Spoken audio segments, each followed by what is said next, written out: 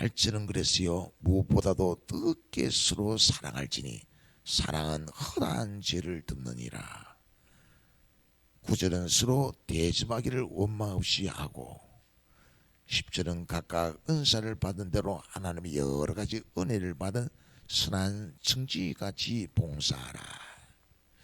사랑은 있죠. 허다한 죄를 덮는다 했어요. 덮는다 할 때 이 덮어주는 것은 있지요.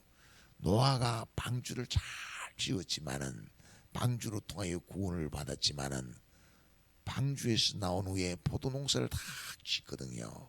포도농사를 짓고서 그 포도농사 짓은 그 포도주에 취해가지고 대낮에 포도원에 벌거벗고 잠이 들었어요. 그런데 그것을 있지요. 노아의 아들이 셈과 함과 야벳 셋이 있었는데 그 중에 함이 보고서 형제들에게 가서 아버지를 비방하는 거예요.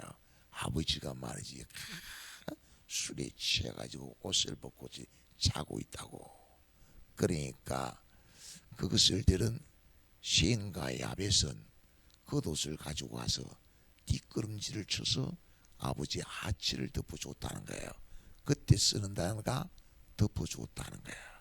사랑은 허다한 죄를 덮는다는 거예요. 그것 때문에 함은 가나안의 아비가 되는데 셈과 야벳의 종이 되어지고 야벳은 셈의 장막에 거하는 복을 받게 되어져 있어요. 예수님이 어떤 분이냐? 예수님은 허물을 덮어주시기 위하여 십자가를 지는 거예요. 예수님은 우리 모든 허물과 죄를 다 짊어지시고 십자가를 지시오. 왜? 허물과 죄 거기에 심판이 있기 때문에 그 십자가 지는 일을 있지요. 원망 없이 아버지의 원대로 되기를 원하나이다 하면서 눈물로 땀방울이 핏방울 되도록 기도하면서 거룩한 십자가를 졌어요. 거기서 선한 청지기 예수님께서 세우시는 일꾼, 예수님의 일을 맡기신 일꾼의 모습이 우리에게 보이는 거예요. 그것을 말하기를 11절이 만일 누가 말하려면 하나님의 말씀을 아는 것 같이 하고 누가 봉사하려면 하나님이 공급하신 힘으로 하는 것 같이 하라. 이는 범사에 예수 그리스도로 말미암아 하나님이 영광을 받으시게 하려 함이니 그에게 영광과 권능이 세시에 무궁하도록 있느니라 했어요. 하나님이 공급하신 힘, 은혜지 은혜. 은혜를 다 베풀어 주니까 바울이 말한 것처럼 나의 나되면 다 하나님의 은혜야. 은혜로 된 것이다. 하나님의 은혜가 아니면 자연인과 똑같아요. 하나님의 은혜가 아니면은 예수 믿는 사람과 안 믿는 사람이 차이가 없어요. 하나님의 은혜가 아니면 욕을 욕으로 갖고 악을 악으로 갖게 되어져 있고 하나님의 은혜는 예수님을 다 만나게 되고 예수님을 깨닫게 되므로 남의 허물을 덮어주는 거예요. 지금 성도들이 있지요. 예수님의 부활의 주님을 만나고서 믿음으로 살려고 고향 산천을 떠난 흩어진 자들이에요. 그 흩어진 자들이 살아가는 데 있어서 또 다른 문제를 만나요. 그 로마의 권력이 기독교인들에게 내로한계 때 불이 났는데 그게 기독교인들이 불을 질렀다고 뒤집어 씌우기도 하고 뿐만 아니라 고향 산천 다 떠나왔기 때문에 나그네로 살아가는 삶이 계속되는 경제적인 문제를 만나게 되어 있어요. 건강의 문제도 만나게 되어져 있어요. 그러니까 아주 삶이 고달픈 거예요. 힘든 거예요. 그런 가운데 성도끼리는 서로 사랑을 가지고 마른 떡 한 조각도 나누어 먹는 사랑이 필요한 거예요. 믿음으로 살고 힘을 쓰는데 누가 마른 떡 한 조각을 나눕니까? 하나님의 은혜가 있으면 나누게 돼요. 하나님의 은혜가 있으면 허물을 덮어주게 돼요. 나누어 주는데 어떤 조금 여유 있는 분이 좀 나누고 하니까 또 어떤 집은 있죠. 자녀들까지 들고 매일 찾아올 수가 있어요. 그런데 예수님 같으면 어떻게 하겠어요? 원망 없이 주님이 공급해 주신 힘으로 계속해서 사랑으로 섬기시도록 힘을 쓰라. 그게 예수님 닮은 선한 청직이다. 그렇게 말을 하는 거예요. 자, 베드로전서 4장 1절 한번 읽어봅시다. 시작. 그리스도께서 이미 육체의 고난을 받으셨으니 너희도 같은 마음으로 갑옷을 삼으라. 이는 육체의 고난을 받은 죄를 거쳤음이니. 예수님이 십자가를 질 때 십자가 지는 모습, 십자가의 그 은혜를 우리가 받았기 때문에 예수님과 같은 마음으로 남의 허물을 덮어주기 위해서 십자가를 지는 그런 믿음의 삶을 살자. 예수님이 십자가에 죽으시면 우리의 죄와 허물을 다 담당하시고 그 다음에 부활하셨거든요. 그리고 순절 예루살렘을 떠나지 말고 기도하라는 그 기도에 간절히 기도하니까 성령이 임하였어요.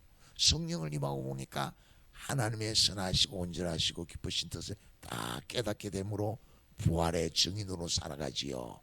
죄를 거쳤다는 거예요.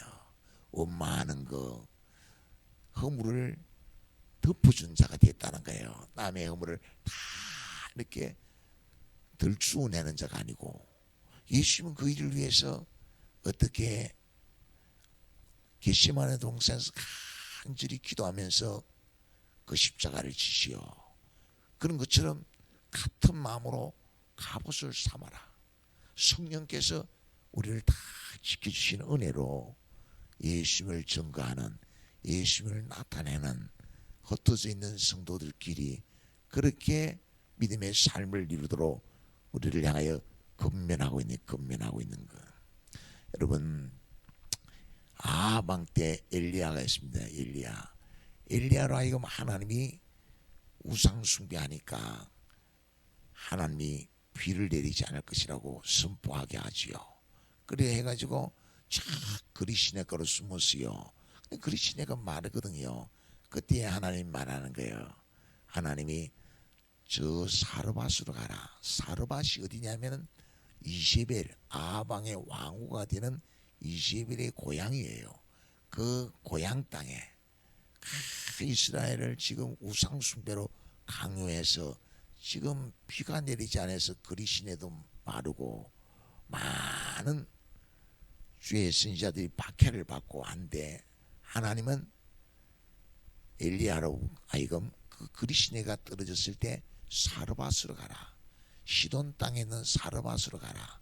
그러면 그 한 가난한 가부가 너를 공개할 것이라고. 그래 가서요. 가서 그 집이 경제적인 문제로 다 지금 파산하는 거예요.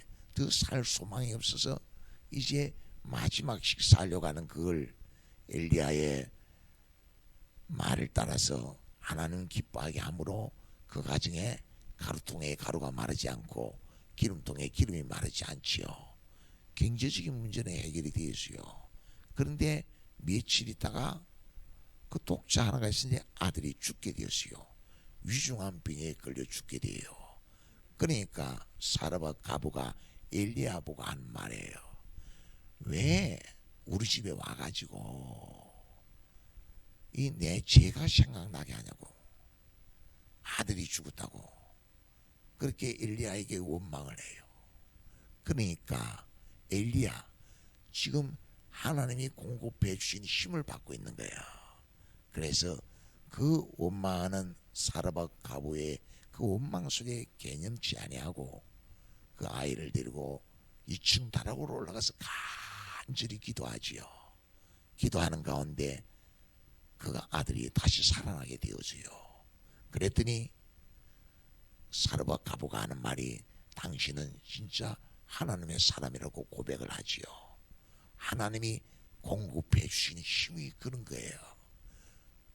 욕하는 자를 향하여 욕하지 아니하고 악을 향하여 악을 행하지 아니하고 때로는 박해를 당해도 때로는 원망하는 소리를 들어도 하나님이 공급해 주신 힘은 계속해서 축복하는 사람이 되게 해요. 선을 행할 수 있는 사람이 되게 해요. 그것이 허물을 덮어주는 거예요. 그게 사랑하는 방법이에요. 예수님이 그러잖아요. 자기를 향해 돌을 치지요. 자기를 향하여 조롱하지요. 네가 하나님의 아들이냐? 그러면 십자가에 뛰어내리라. 그런데 그들의 허물을 덮어줘요. 나의 원대로 마옵시고 아버지의 원대로 되기를 원하나이다 라고 기도하며 자기를 향해 돌로 치는 그들을 위하여 피 한 방울 물 한 방울 다 쏟으시지요. 사랑을 하게 사랑. 이번 성탄에 예수님의 사랑을 본받아서 정말 이 선한 청지기같이 봉사하는 선한 청지기가 되는 믿음의 삶을 이루기를 축원합니다. 시편 103편 5절은 그랬어요. 하나님이 인자와 긍휼로 우리를 간을 씌운다고 우리를 향하여 우리의 허물을 다 덮어주시는 거예요. 덮어주시면서 우리의 인생이 우리의 청춘이 독수리같이 새롭게 한다는 거예요. 우리의 허물을 그냥 덮어주는 차원에서 끝나는 것이 아니고 우리에게 성령께서 임하셔서 날마다 새롭게 하는 힘을 주어가지고 엘리야가 이런저런 원망을 들어도 축복하는 사람이 되게 하는 축복의 통로가 되도록 선한 청지기로 쓰임받도록 하는 예수님 닮은 엘리야와 같은 삶을 이루시도록 은혜를 베풀어 주신 줄 믿으시기를 축원합니다.